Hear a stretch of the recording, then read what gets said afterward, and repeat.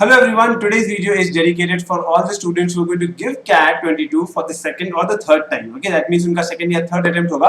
Repeaters के लिए ये focus video है. Okay, so I'm going to tell about the strategy, कैसे अपनी preparation को start करना.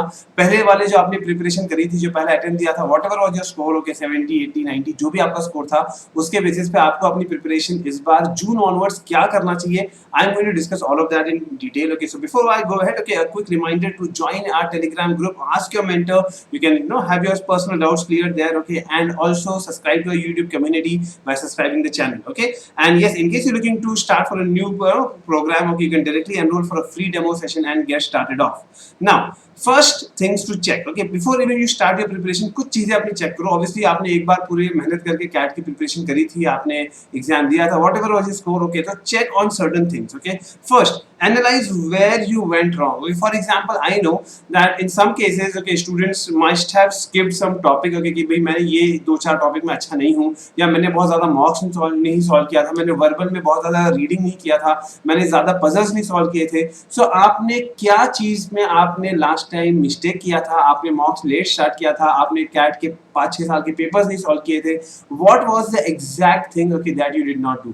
हो सकता है आपने इसमें से 3-4 चीजें नहीं किया हो. ओके, तो स्टार्ट एनालाइजिंग दैट कि आपने क्या चीजें ऐसी हैं जो आपने लास्ट ईयर नहीं की थी.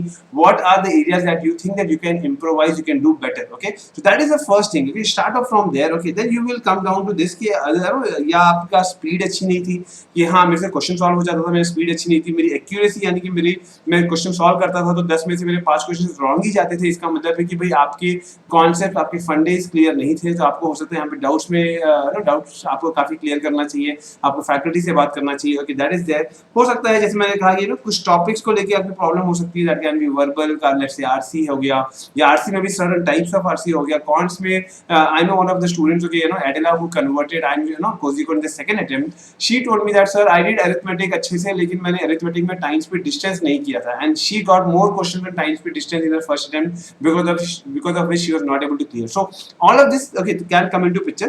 So कौन सी कोई सेक्शन हो सकता है कि कोई एक सेक्शन में आपका बहुत बुरा स्कोर आया हो, okay, ना, let's say cons, okay, and logic you did very well, but verbal you did very poor, because of which your overall percentile came down. So पहली बात, अच्छे से बैठो, समझो कि where exactly you went wrong, okay, and based on that, okay, first have a one more check which is called give at least 2 different CAT mocks. Cat के मॉक्स दो अलग अलग कैट के मॉक्स दोगे आप, तो यहाँ पे आपको काफी चीजें क्लियर हो जाएंगी. ओके, कि ठीक है मैं यहाँ पे बैठ था, और अभी अगर समझो कि जो भी आपकी गैप से, ओके, अभी 3-4 महीना हो गया, हो सकता है आपकी पढ़ाई में ब्रेक आ गया हो, तो आपको यहाँ पे 2 कैट के मॉक दे दोगे तो आपको समझ में आ जाएगा where exactly you are standing as of now. हो सकता है कि जो आपकी स्ट्रेंथ एरिया है वहां पे भी आप काफी कुछ चीजें भूल चुके होंगे, तो वो भी आपको समझ में आ जाएगा कि स्ट्रेंथ एरिया पे भी मुझे कहाँ कहाँ काम करने की जरूरत है. Once you have, okay, a reality check, okay, कि भाई हमने लास्ट ईयर की चीजें चेक कर ली, अभी हम कहाँ खड़े हैं, हमने ये भी चेक कर लिया, then you have this entire plan. यहाँ पे देखो ये जो चीज है ना, ये मैंने पूरा प्लान बनाया है which is specifically only and only for repeaters guys. Okay, क्योंकि मैंने आपको स्टार्टिंग में ही 3 चीज एक साथ स्टार्ट करने के लिए बोली है. आपको जहां जहां कॉन्सेप्ट में आपने देखा कि भाई मेरे यहाँ पे 2-3 टॉपिक, 10 टॉपिक, जो भी आपके टॉपिक्स हैं जहाँ पे आपके कॉन्सेप्ट नहीं क्लियर है, फंडे नहीं क्लियर है, वहां के कॉन्सेप्ट लर्निंग आप स्टार्ट कर दो. सेकेंड पार्ट है कि भाई आपने टॉपिक वाइज टेस्ट को स्टार्टिंग से ही यानी कि जून ऑनवर्ड स्टार्ट कर देना है. कोई ऐसा दिन मत रखो जहां आप टेस्ट मत दो. Every week you should be having at least 5-6 different topic wise test आपको देना ही चाहिए. Okay, along with mocks I would suggest कि मॉक्स भी अगर आप जून एंड मैंने बोला है, लेकिन अगर आप जून के मिड में अभी जैसे आप स्टार्ट कर सकते हो, which is also good. At least, okay, यहाँ पे आपको अगर मॉक्स के साथ आपके आपके जो पेन पॉइंट्स है वो हर बार क्लियर होता रहेगा. ज्यादा से ज्यादा मॉक्स जो आप रिपीटर अटेम्प्ट देने जा रहे हो, तो definitely you should give at least of close to 25-30 mocks देने का टारगेट करो. अभी से लेके अगर आप स्टार्ट करोगे तो yes you will come to that level. So that is there. Okay, now comes the point कि भाई अगर आपको टॉपिक वाइज टेस्ट अपने सारे अगस्त तक खत्म करना है, मतलब ये है कि आप अपने एडवांस लेवल जो है ये भी आप थोड़ा जल्दी से स्टार्ट कर सकते हो. कैट के पास्ट पेपर्स जून एंड से स्टार्ट कर दो, अभी से आप शुरू कर सकते हो. कैट के पास्ट पेपर्स अच्छे खास सारे क्वेश्चन, अगर आपने कैट के ही सारे क्वेश्चन कर लिया, that itself gives you a good amount of exposure to the variety of questions. Okay, उसको 2 बार करो, 3 बार करो. Okay, do all of that.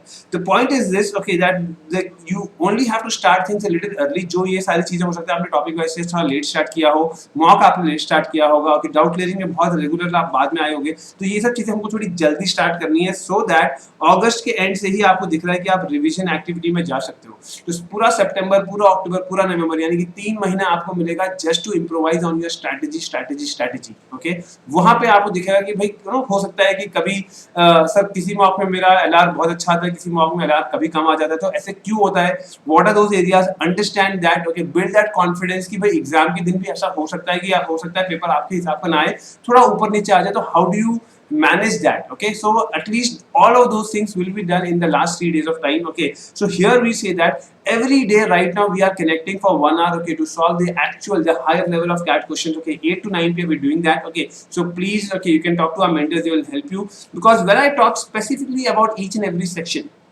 Verbal का देखो, वर्बल का people might say that okay कि नो ये टेक्निक वो टेक्निक, बट ये समझो कि अगर आपके दिमाग को, आपके ब्रेन को अच्छे लेवल ऑफ इंग्लिश को प्रोसेस करने की आदत नहीं है, okay, when you go through the heavy level of passages, आपको आधी चीज समझ में नहीं आती है, तो यार दुनिया की कोई टेक्निक आपको हेल्प नहीं करेगी। That means your brain should be accustomed, okay, brain को आदत होनी चाहिए, दिमाग को आदत होनी चाहिए कि वो ज्यादा से ज्यादा English of good language, okay, good level of English को प्रोसेस कर सके, समझ सके।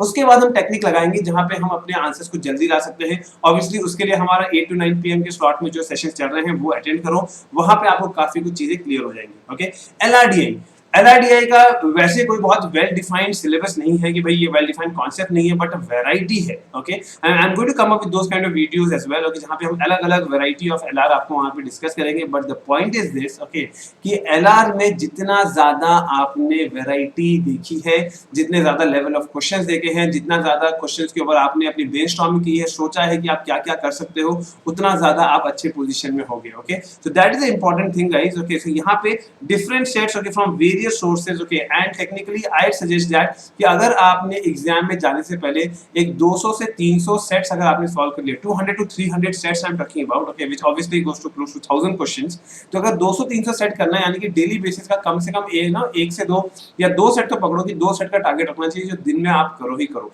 यानी कि in a week time at least every week, okay, you should target close to around 10 if not 14, close to around 10 LR sets every week that you should do. अब आप daily basis पे कैसे करते हो या वीकेंड पे करते हो, but every week there are 10 LR sets is going to be a good number there. Okay, cons, now lately we see that कि cons का weightage कम हो रहा है compared to the other sections. Okay, so cons में अगर आप weak भी हो, understand that आपको हर section में 99 percentile लाना नहीं है।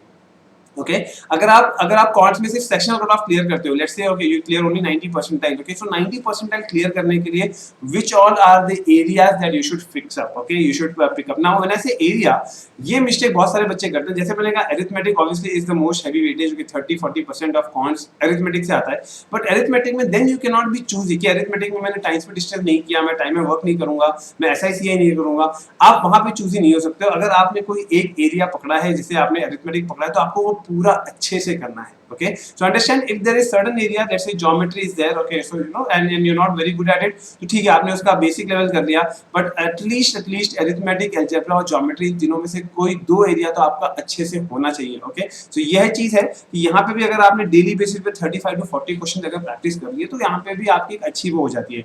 अगेन इफ आई से डेली बेसिस पे तीनों चीज नहीं हो सकती है, तो वीकली प्लान बना लोगे, तो वीकली प्लान को अचीव करने में इजी पड़ेगा। किसी दिन आपने वर्बल स्किप कर दिया, किसी दिन आपने लॉजिक स्किप कर दिया, दैट इज फाइन, बट जो ओवरऑल वीकली टारगेट है वो आपका स्किप नहीं होना चाहिए, वो आपका मिस नहीं होना चाहिए। तो if I think you guys are working on these points that I just told you here and these timelines that you have set yourself from June onwards, this is going to be a great thing, okay, for you guys. Now understand strategy, last के ये basic points है, understand करना। Topic wise sectional test में इस बार कुछ गलती नहीं करना है, रियलिस्टिक परसेंटेजेस का गोल रखेंगे।